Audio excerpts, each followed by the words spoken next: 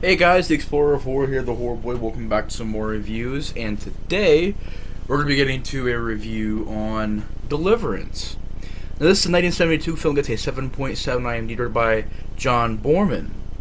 Now, this is a film that, a bit random that I'm reviewing this movie. I mean, I know it came out of nowhere, but I watched it a long time ago, and I meant to do a review on it back then, but I never got around to doing that review. And I figured, since right now I'm kind of in a slow part with the channel where I'm kind of just taking things as they come along. You know, there's not a lot of big giant plans right now. So now that we're kind of on slow waters, I figured why not discuss Deliverance or discuss some movies that, you know, I never got a chance to review, or films that I've just really been interested in seeing. I have like a stack of movies over here of films that I've been wanting to watch for a little bit. Been so busy too. Been very, very busy. Work's been very, very busy lately. But Deliverance is a film that is very iconic, and it's one of those movies been kind of ingrained into the culture and ingrained into just the entertainment industry. I mean, this is a film that's very legendary. It's been quoted in many other films. It's gotten plenty of awards and recognition. And the director, John Boorman, is actually a really good director. He's made a lot of films with some big stars. I know he made a couple of them, like Excalibur. I think he also made a movie with Sean Connery called Zardoz. And he's made quite a few movies. And I will say this, he also made Exorcist II: The Heretic. Now, Exorcist II: The Heretic is pretty damn bad, but I will say this. That movie, as far as it being shot and directed, and as far as camera work goes, I think that movie doesn't really have that problem. I mean, really, if you think about it, Exorcist II is kind of filmed very well. I mean, there's a lot of great atmosphere to it at certain points. I mean, as far as that movie being filmed, it ain't filmed very badly at all, but with that film, I think there's copying. There's like two ends of the spectrum. There's doing the Psycho remake where you're copying a movie. You copy and paste the film. Then there's the other end of the spectrum when you're so different. You get stuff like H2 and Exorcist II, where it's so different and so out there that it really isn't what it's trying to originally be. I mean, it's trying to be completely different, and sometimes it can work, and I can respect that. I mean, I can always respect a film. For me, if a film is different, I lean more towards that than it being a complete copy. It's a lot harder. It's a lot harder to actually create something new, rather than just copy and paste remake, rather than just doing something original and doing something different. So I can respect the fact that Exorcist II is different, but it's just way too far out there for me. But this film is a very awesome movie. It's a classic for a reason. I mean, it has a lot of great things to it. First of all, the cast. I want to say rest in peace to Burt Reynolds. Burt Reynolds is one of my favorite actors. I remember growing up watching a lot of Smokey and the Bandit. That was a movie that I remember watching a lot of. I think there was like 2 or 3 of those movies. And I remember watching that a lot growing up. A lot of the old school classic Burt Reynolds movies. So rest in peace to him. Great actor. And he does a really good job in this movie. And I feel like this movie does a very clever thing where you think Burt Reynolds is going to be in the entire film and be the lead. And, you know, it actually ends up being Jon Voight, who is another great actor. You also got Ned Beatty. You also got Ronnie Cox. Just a great lineup of cast here. I mean, the 4 guys who are leads, or 4 leads, I thought did a great job. Each one of them had their own personalities. Burt Reynolds is more a survival guy. Jon Voight is kind of the guy who, you know, watches everything very... he's very much a guy who doesn't really give up. He's always just trying to help out and ends up really getting put to the test of survival. Ned Beatty's more of the comedian, and then the other guy, Ronnie Cox, is more of the, well, I guess you could say he's a comedian, more like the comedian of the bunch too. There's a great bunch of friends, and very classic and simple story. There is this river, the Kalawasi River, is going to get dammed. It's going to be built into a dam. So they decide to go out on this trip to canoe on this stream before it gets closed down one last time. And it's kind of this weekend vacation. They go out there, they got their canoes, they're going to fish, they're going to canoe down the stream. And of course, while they're there, this is one of those first movies that really did the whole, I wouldn't say it's really a horror movie. It says here an adventure, drama, thriller. I would say it's more of a thriller where it's about people going into a place where there's some inbreeding going on, and there are characters there that it does the whole thing where people go to the South, and the horror, like Wrong Turn, like rednecks in the woods killing people, stuff like that, kind of came from this movie. And I will say this movie, for the time that it was made, is very shocking. I mean, there are certain scenes in this movie that when I first watched it, absolutely shocked me. And some of the scenes I had already heard about. Like, there's one obviously very infamous scene in this movie that we'll get into.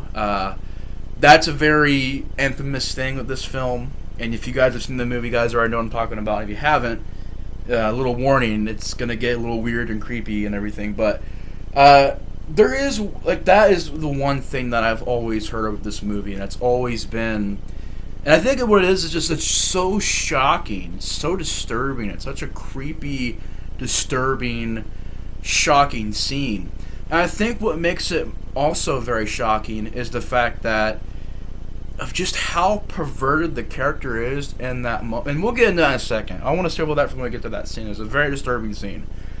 But this movie, I thought John Borman did a great job directing certain sequences. When they're canoeing down a fast-moving stream, this is all real. I mean, I really got a lot of respect for the way this movie was made. I mean, this was before CGI, this was before green screens. This wasn't shot on just a set somewhere. This was a real stream, real people, real canoes, actual shots, people having to stand on rocks and get the canoe coming down. A lot of those scenes were very well shot. I really enjoyed that. Little bits of, I wouldn't really say action, but the key moments of the film I thought were done very well. Whether it be the death scenes, whether it be the banjo scene, whether it be just certain iconic shots, I thought were just done very well. So I think this movie is very well directed. I think it's extremely well shot. The atmosphere is beautiful. You have an on-location film that is shot near this river, and it just looks beautiful. Every shot just has a lot of care to it, and it's a beautiful movie to look at. I mean, it's really, really well shot. As far as effects go, I mean, there's not a whole lot of special effects in this film. A lot of it is on location, but you have a couple of cool effects, like arrows going to the neck. I can't remember if it was through the neck or through the chest. I can't remember. I know the arrow goes somewhere through somebody. The canoe scenes, they're going down fast streams. The end of the movie where John Voight is climbing this kind of mountain hill area. A lot of the just certain sequences I thought were just shot extremely well. The acting is on point. I mean, John Voight, Burt Reynolds, two great leads. I also thought Ned Beatty did a great job in this film. So the cast is really well done. Ronnie Cox also did a pretty good job in the film. So the cast is actually pretty awesome. The cast is really good. And I thought the idea of these rednecks, which really, honestly, the movie is more of a survival movie with these kind of psycho rednecks in there. It's not like it's about these rednecks, hunting them down one by one. It's more of just they get stranded, they get lost, and there just so happens to be psychotic rednecks who rape people and tell them to screw like pigs. So it's kind of one of those things where I was going into it and like, wow, this is a movie about killer rednecks and these hillbillies, and they're inbreeding. It's going to be about these killers, like Wrong Turn, like an old school Wrong Turn. Really, it's not like that. It's more of they go there, they do see these people, but it's more of a survival movie where they're just out there. Certain people are dying, and John Voight and Ned Beatty have to survive this. They have to figure out how to get out. And I like how it's unpredictable as well. It's very surprising. You know, you would think Burt Reynolds would be the lead, but really it's John Voight. And they don't set it up like that. They said like Burt Reynolds is going to be the lead because he's a survivalist, has the bow and arrow, has the knives, he's talking about survival techniques and stuff like that. So you think Burt Reynolds is going to be the star, and he's going to live through the entire film, but actually it ends up being John Voight. And not only is it one character, it's actually John Voight and Ned Beatty, which is very surprising and very, very different. I mean, it's not a lot of times where you see, whether it's horror films, survival films, thrillers, where you have two people survive the situation. I mean, it's a very rare occurrence. And there are just certain classic scenes. I mean, there's the banjo scene, which I remember seeing that clip on YouTube years before I seen this movie. And I remember hearing that song way before I seen this movie. So this is one of those iconic movies that even if you don't know about the film per se, you've heard it mentioned here and there. You've heard it quoted here and there. You've heard music from it here and there. So like I said, it's one of those big movies that's kind of ingrained in the culture. And the banjo scene is very well done, where they're playing the banjo and guitar, and of course, I always forget his name, Ronnie Cox, he kind of gets lost, like, I'm lost, I can't play anymore. And the kid's still playing the banjo, people are dancing. The scene, they're canoeing. I love this shot, because it says so much about this scene, where they're canoeing up the river, and they go underneath this kind of makeshift bridge. And the kid with the banjo is there, and he's just kind of playing a slow tune, and they ride past him.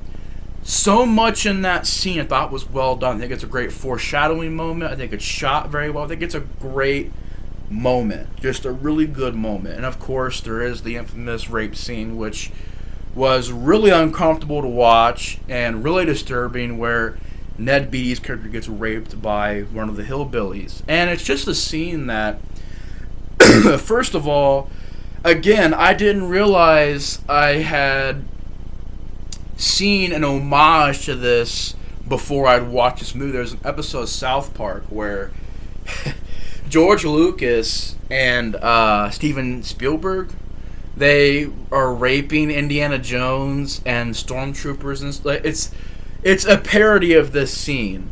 For those of you that have seen South Park, you guys know what I'm talking about. There's that part in South Park where it's basically them saying they're raping the Indiana Jones franchise or whatever.